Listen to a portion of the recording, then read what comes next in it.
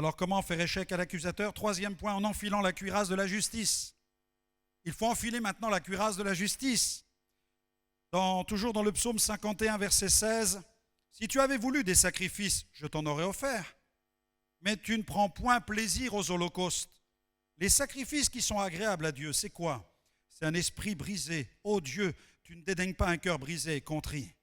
Répands par ta grâce tes bienfaits sur Sion, bâtis les murs de Jérusalem.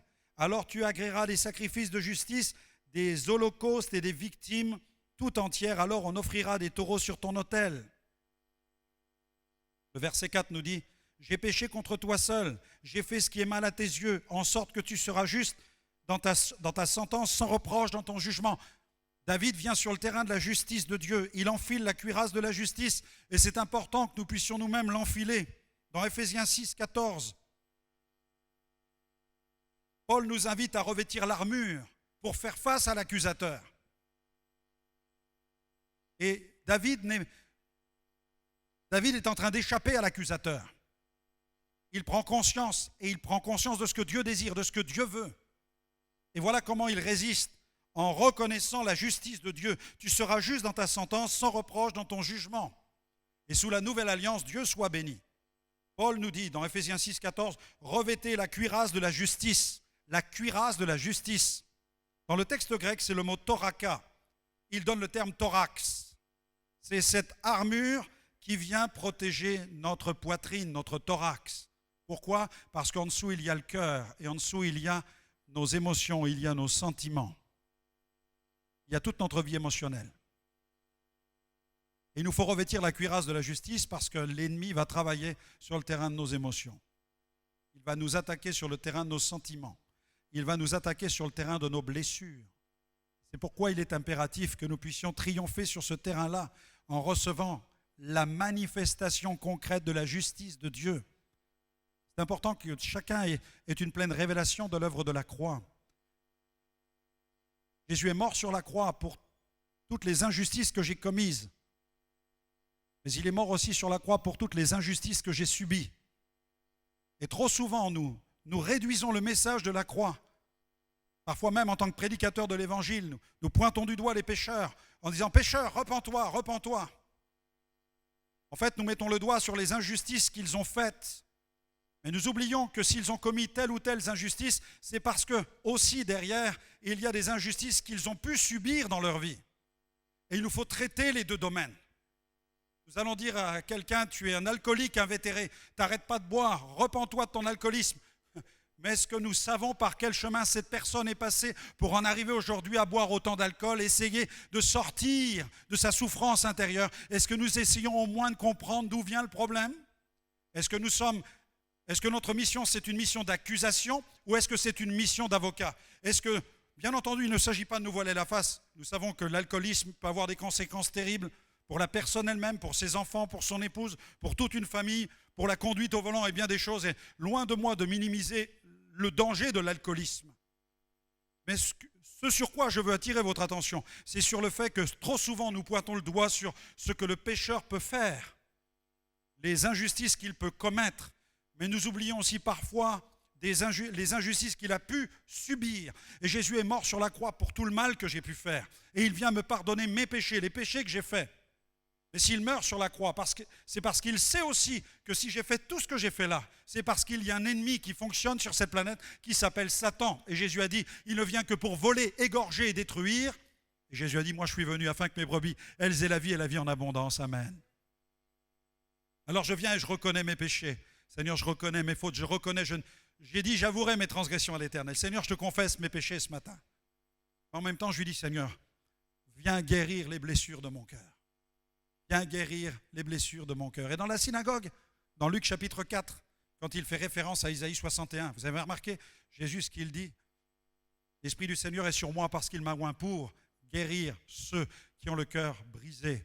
Et ce matin, nous allons prier, bien entendu, que le Seigneur te libère, te pardonne tous les péchés que tu as pu commettre, te libère des vices qui te tiennent, des passions qui te tiennent, mais en même temps, qu'il vienne guérir ton cœur de toutes les blessures qu'il porte. Il a le pouvoir de le faire, cela par la puissance du Saint-Esprit. Parce que tu vas te repentir, il va venir te pardonner, mais il va venir aussi te guérir et faire jaillir la joie parce que tu vas sortir de ce lieu comme étant une personne tout à fait nouvelle. Tu ne vas pas quitter ce lieu en te frappant la poitrine. Tu vas dire, je suis allé là-bas, le pasteur m'a dit, frappe-toi la poitrine, tu es un pécheur. Alors je me suis frappé la poitrine. Et après, la cloche a sonné. J'ai quitté l'église. Et qu'est-ce que tu as fait? Eh bien, en sortant de l'église, je me frappais encore la poitrine parce que je suis quelqu'un de mauvais. Est-ce que c'est ça l'évangile? Non, ça n'est pas l'évangile. Non. L'évangile produit la transformation. L'évangile doit transformer les gens. Si l'évangile n'a qu'un pouvoir d'accusation, ce n'est pas une bonne nouvelle, c'est une mauvaise nouvelle. Mais la bonne nouvelle, c'est que Jésus a dit, vous connaîtrez la vérité vous affranchira. Et David dit, tu veux que la vérité soit au fond du cœur. Et la vérité, c'est qui? C'est une personne. Et cette personne s'appelle Jésus. Il a dit, je suis la vérité, le chemin et la vie. Nul ne vient au Père que par moi. Alors repars de ce lieu ce matin. Pas seulement avec une Bible qui contient les 10 commandements. Pas simplement avec le message du matin. Mais repars avec Jésus dans ton cœur. Là, si tu repars avec Jésus dans ton cœur, nous avons rempli notre mission et le Saint-Esprit a accompli la sienne. Dieu soit loué. La cuirasse de la justice, à Dieu soit la gloire. Romains 8, regardez, Romains 8, 33 à 34. Romains 8, 33 à 34. Qui accusera les élus de Dieu? Qui donc?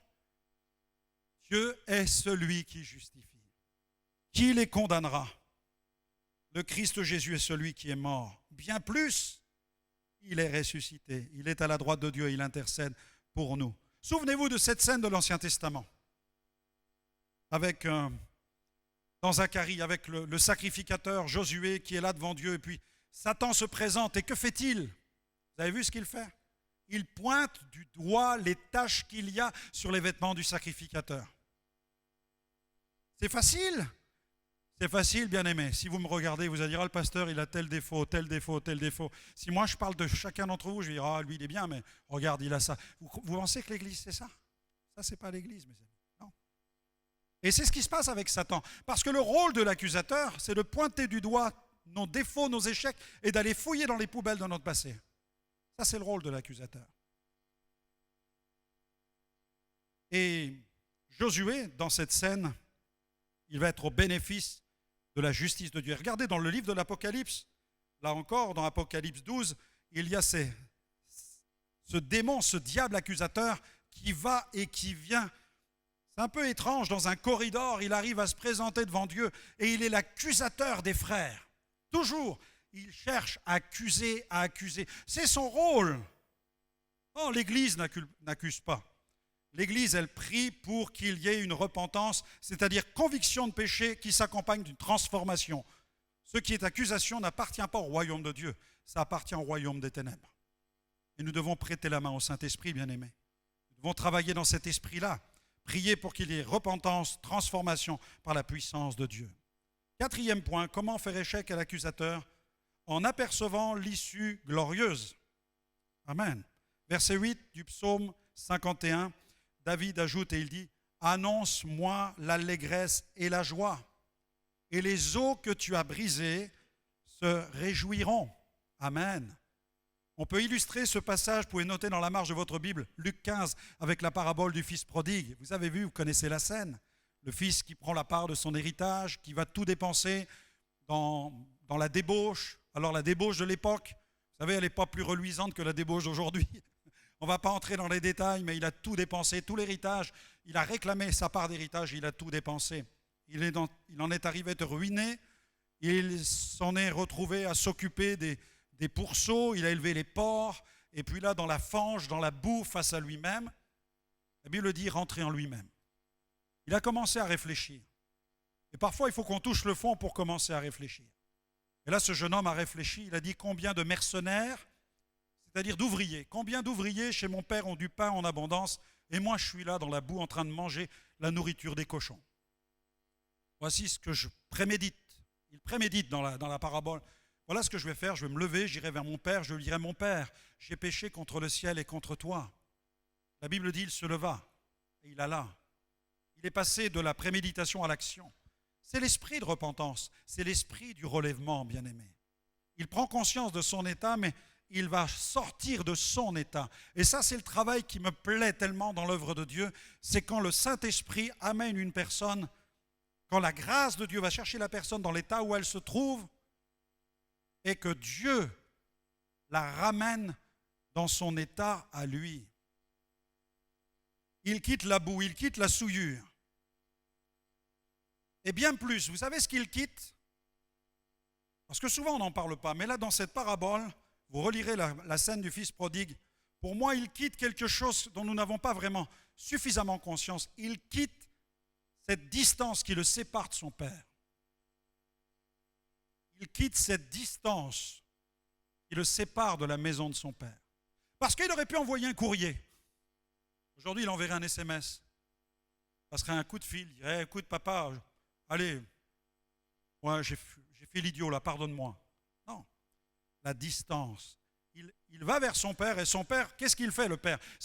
Le père représente Dieu dans la parabole du fils prodigue. Est-ce que le père est derrière la fenêtre, derrière la porte avec la batte de baseball, en disant, tu vas voir quand il va rentrer celui-là, je vais y en mettre une. Et parfois dans des familles, c'est un peu comme ça. Non, le père scrute l'horizon, le père souffre, et puis il aperçoit cette ombre à l'horizon, le fils qui rentre. Que fait le père? Il sort de chez lui, il court et il prend le fils dans ses bras. Et mes amis, le fils, il s'occupait des cochons. C'était pas du Chanel numéro 5. Non, ça devait sentir quelque chose, à mon avis. À 2-3 mètres, vous sentiez le fils arriver à la maison, en fait. Hein. Et le père, qu'est-ce qu'il fait? Il prend son fils et il l'embrasse. La distance est cassée. Il n'y a plus aucune distance. Entre celui qui est pur et celui qui est pécheur, il y a la grâce. Et la grâce fait que Dieu nous prend dans l'état où nous sommes et il nous aime tellement qu'il va nous transformer pour que nous ressemblions à son Fils Jésus. Alléluia. Dieu soit béni. Il quitte la distance qui le sépare du Père. Il retrouve le toucher du Père. Il retrouve le souffle du Père. Il retrouve l'odeur du Père. C'est ça qui va nous transformer. Il n'y a pas de repentance si cette distance ne disparaît pas. Lorsqu'il y a repentance, il y a réconciliation avec Dieu. Et lorsqu'il y a réconciliation, il y a le retour dans la présence de Dieu. Alléluia. Je retrouve le toucher du Père, je retrouve le regard du Père, je retrouve le souffle du Père qui me parle, je retrouve l'atmosphère de la maison du Père. Je suis un fils qui rentre à la maison. Je suis rétabli dans ma position de fils. Vous lirez la parabole. Le Père déclare une fête.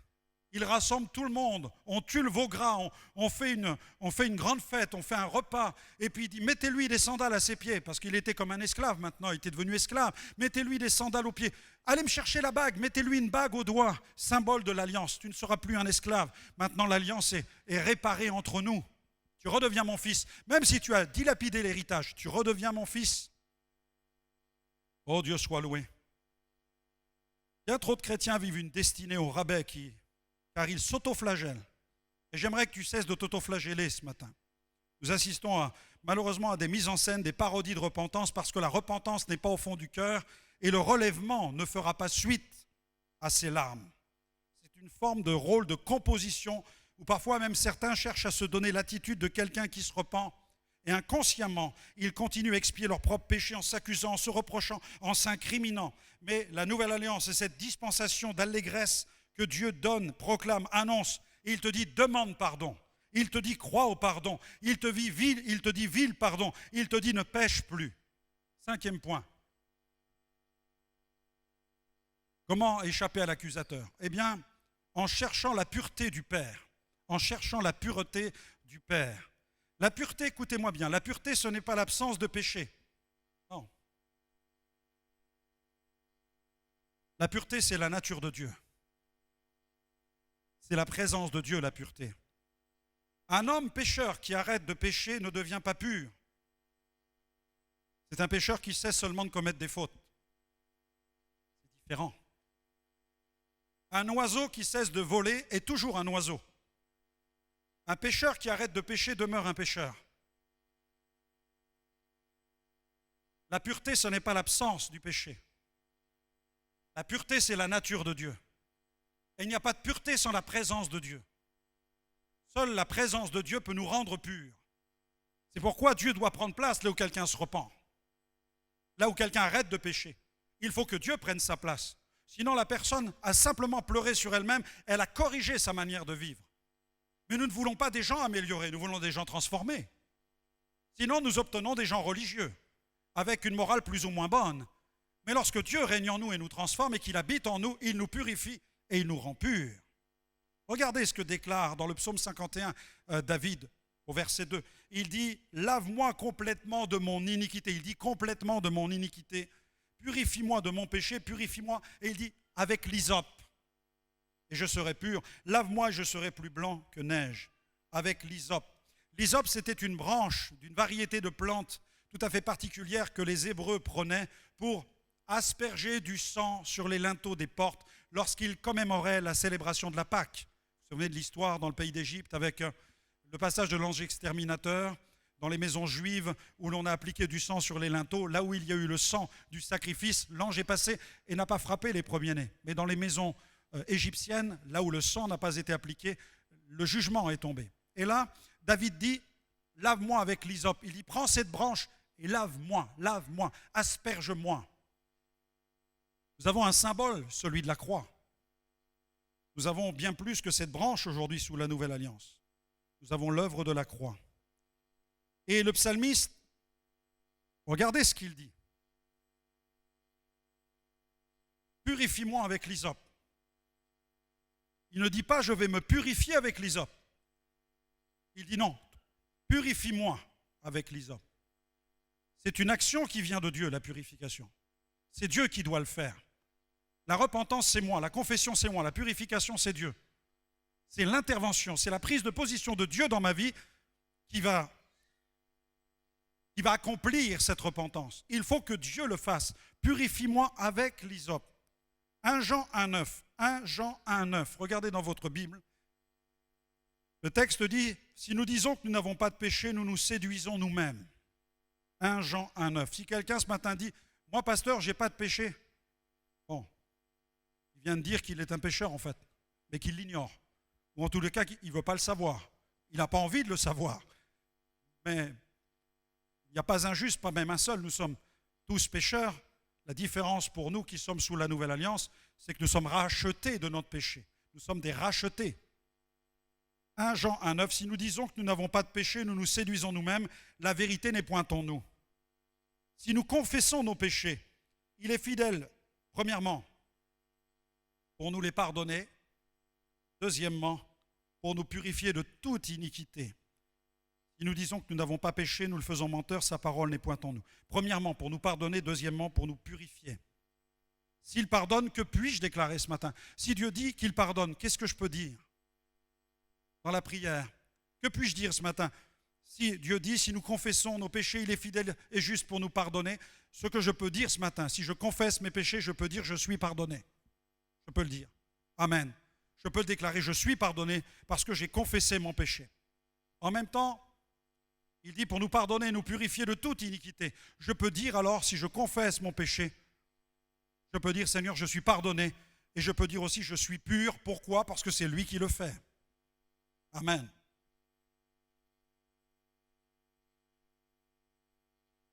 Dans Jean 6, 44, il y a un autre passage où l'apôtre Jean écrit ceci. C'est Jésus qui s'exprime. Jésus dit, nul ne peut venir à moi si le Père qui m'a envoyé ne l'attire. Nul ne peut venir à moi que si le Père qui l'a envoyé ne l'attire. C'est là où il nous faut bien comprendre que la nouvelle naissance, un chrétien authentique, un chrétien conformément à l'enseignement apostolique, c'est une nouvelle création. Personne ne peut le produire. La religion peut formater des gens. Il suffit que la semaine prochaine, on crée une secte, on dise à tout le monde de s'habiller de la même manière, puis on dira, voilà, ce sont des chrétiens. Il suffira d'enfiler le vêtement, puis on dira, voilà, tous ces gens sont des chrétiens. Il suffit de soigner l'apparence, le décor, et puis on va dire, voilà à quoi ressemble un chrétien. Une forme de standardisation des croyants. Non. Nul ne peut venir à Jésus que si le Père ne l'attire. Et là, j'aimerais encourager les parents qui prient pour leurs enfants et qui voudraient les voir se convertir. Là, vous avez le témoignage que la conversion tient du miracle. La conversion tient du miracle. C'est pourquoi ne nous frappons pas la poitrine pour nos enfants s'ils ont du mal à se tourner vers Dieu, s'ils traînent des pieds pour venir à l'église, si nous avons le sentiment qu'ils ne veulent pas embrasser la foi. Ils doivent rester libres. C'est un choix qui est personnel, la foi. Mais cela ne doit pas nous empêcher de prier pour eux et de croire que c'est le miracle de Dieu, quelqu'un qui se convertit, car c'est l'œuvre du Saint-Esprit. Donc je prie pour ceux que je veux voir se tourner vers le Seigneur. Et je demande au Seigneur de toucher leur cœur. Nul ne peut venir à Jésus que si le Père qui a envoyé Jésus ne l'attire. Si le Père a été capable d'envoyer Jésus sur la croix, mourir pour nos péchés, je peux vous assurer qu'il est capable d'attirer les âmes pour qu'ils entendent le message de la croix. Amen. Vous savez, Dieu ne se trompe pas et si Dieu a mis une telle entreprise en marche, soyez confiants. Priez avec confiance, avec foi. Priez avec la foi que vos enfants vont se convertir. Rendez grâce à Dieu pour la conversion de vos enfants. Ne pleurez pas dans la prière sur la situation de vos enfants. Commencez à les voir dans une perspective de foi. Comme quelqu'un nous l'a dit sur Zoom jeudi soir, dans le temps que nous avons eu, quelqu'un justement rendait témoignage de la façon avec laquelle son père a prié pour lui, pour qu'il revienne à Dieu. Il a prié, son père priait, et il voyait dans la prière son fils revenant à la maison du Père, son fils restauré, son fils transformé par la puissance de Dieu. Nous avons eu un jeune ici qui est revenu à Dieu, qui était tenu par l'alcool, tenu par toutes sortes de vices, cocaïne et j'en passe. Et ce jeune homme qui s'est converti ici, il a été saisi par le Saint-Esprit sous la mezzanine, avant qu'il n'y ait les espaces que vous avez là. L'Esprit de Dieu est tombé sur lui un après-midi quand il est venu discuter. Nous étions là et l'Esprit est tombé sur lui. Il était foudroyé, tombé par terre. Et ce jeune homme s'est tourné vers le Christ et il me racontait que depuis plus de 14 ans, c'était un gitan. Il dit il avait sa caravane, c'était un homme de pas loin d'une trentaine d'années que j'avais en face de moi. Et pendant près de 14 ans, la caravane de son père était collée à la sienne. Et toutes les nuits, jusqu'à 3 heures du matin, ce jeune homme entendait son père dans la caravane d'à côté, qui criait, qui demandait à Dieu de sauver son fils, de le transformer. Il entendait son père dans la caravane d'à côté. Les deux cloisons n'étaient séparées que de quelques mètres, mais il entendait les prières de son père. Le père ne lâchait pas l'affaire concernant la conversion de son fils. Et le père déclarait, « Mon fils reviendra à toi, mon fils se convertira, mon fils sera délivré. » Le père, le gitan, le pasteur gitan, n'a pas lâché. Il a combattu pour le salut de son fils. Il le voyait quand il rentrait, tenu par l'alcool, tenu par la drogue, tout ce qu'il sniffait, colle, essence. Moi, j'ai vu ce jeune homme. Et quand l'Esprit de Dieu est tombé ici, je parlais avec, quand tout à coup, bam, il a été foudroyé devant mes yeux. Il a poussé un tel hurlement que tous mes équipiers sont sortis. On pensait qu'il y avait quelque chose d'étrange. Une agression, on pensait que quelqu'un était venu m'agresser là, mais non, ce n'était pas une agression. C'était l'action de Dieu, mes amis. À partir de ce jour, il a arrêté de boire, il a arrêté la drogue, il est rentré le soir chez lui. Il a dit, maman, j'ai faim, peux-tu me faire à manger? Il a retrouvé l'appétit, il a mangé, il a travaillé, il a été transformé parce que le Christ ressuscité l'a visité. Amen. Vous voulez bénéficier des ressources spirituelles de notre ministère? N'hésitez pas à visiter notre site web www.gospelvision-international.com. Nos émissions, l'Institut de formation et le Gospel Vision Center contribuent à la diffusion de l'Évangile et ont été réalisées grâce aux partenaires de notre ministère. Vous pouvez les rejoindre et soutenir notre mission en devenant changeur de destinée. Rendez-vous sur notre site onglet Dons. Je terminerai par ce 6e point. Comment faire échec à l'accusateur? En renouant avec la perspective divine. Verset 13, versets 14 et 15, toujours du psaume 51. Voilà ce que David dit, parce qu'il n'en reste pas à sa délivrance. Non, il va plus loin. Il ne reste pas sur le terrain du « je suis pécheur, pardonne-moi, merci Seigneur, je rentre à la maison ». Non. Pour beaucoup de chrétiens, attention, la vie chrétienne se résume seulement à cela. Que Dieu paye la facture et que s'ils meurent, ils n'aillent pas en enfer. S'ils ont ça, ils sont contents. Mais mes amis, non. La vie chrétienne, si ça n'était qu'échapper à un accident, ça serait terrible. C'est plus que cela. Vous êtes dans quelque chose de glorieux, bien-aimés. Voilà ce qu'il dit, verset 13. « J'enseignerai tes voies à ceux qui les transgressent et les pécheurs reviendront à toi. » Verset 14. « Ô Dieu, Dieu de mon salut, délivre-moi du sang versé, ma langue célébrera ta miséricorde. Seigneur, ouvre mes lèvres et ma bouche publiera ta louange. » Souvenez-vous du premier couple en Éden. la mission que Dieu leur donne. Vous n'avez pas la Bible, lisez la Bible, découvrez la Bible, lisez la Genèse. Vous découvrez un couple que Dieu place dans un jardin, avec un cadre, avec des directives, avec des ordres. Leur mission, remplir la terre, la colonisation de la planète, avec la culture du royaume de Dieu et les valeurs de ce royaume. Voilà quelle était la mission d'Adam et Ève. Mais le serpent s'est introduit. Et il a fait échec à cette première mission. Et là, à partir de là, la mission d'Adam et Ève a été stoppée, elle a été arrêtée. Mais Dieu soit béni, Dieu n'a pas abandonné cet homme et cette femme à leur triste sort. Un sacrifice a été fait, des peaux de bêtes ont été prélevées, ils ont été habillés dans la peau de ces victimes. Le sang a coulé, la justice a été manifestée, la grâce, ils ont été restaurés dans leur communion avec Dieu. Et là, nous sommes dans les premiers jours de l'histoire de l'humanité. Mais maintenant, nous sommes dans les derniers temps et nous sommes appelés à saisir le témoin que Jésus nous tend. Et il nous dit maintenant, colonisez la planète. Colonisez la planète. Voilà votre mission. Allez par tout le monde. Prêchez la bonne nouvelle à toute la création. Alors viendra la fin. Elle servira de témoignage à toutes les nations. En fait, Jésus est venu pour restaurer cette mission originelle. Il est le second Adam. C'est ce que déclare la Bible. Jésus est le second Adam qui vient du ciel. Et il nous donne la puissance du Saint-Esprit. Il nous passe le témoin. Vous serez mes témoins. Prêchez la bonne nouvelle. Il vous faut exporter, transmettez, partager la culture du royaume de Dieu, les valeurs de ce royaume. Ce royaume, c'est la paix, c'est la joie, c'est la justice par le Saint-Esprit. Voici, je suis avec vous tous les jours jusqu'à la fin du monde, dit Jésus. Voici les miracles qui accompagneront ceux qui auront cru en mon nom. Ils chasseront des démons, ils imposeront les mains aux malades, les malades seront guéris. Ils parleront de nouvelles langues. S'ils boivent quelques breuvages mortels, il ne leur fera point de mal. Baptisez, prêchez la bonne nouvelle. Baptisez au nom du Père, du Fils, du Saint-Esprit. Faites des disciples, enseignez-leur tout ce que je vous ai prescrit. Colonisez la planète avec ce message expansionniste de grâce, de bonté, d'amour et de justice qui ne vient pas de l'homme, mais qui vient de Dieu, qui vient du ciel. Dieu soit loué. Voilà la destinée qui nous attend. J'enseignerai tes voies. Amen. Et Dieu dit dans Habacuc 2,14, la connaissance de l'Éternel, la connaissance de la gloire de l'Éternel va couvrir toute la terre. Mes amis, notre mission, elle est extraordinaire. Notre mission, elle est glorieuse. C'est d'aimer notre prochain comme nous-mêmes. C'est d'aimer Dieu de toute notre force, de toute notre âme, de toute notre pensée. Et c'est de permettre à tous nos amis autour de nous qui sont enchaînés, de leur permettre d'être délivrés, de leur permettre de trouver la joie du salut. On se lève ensemble. Amen.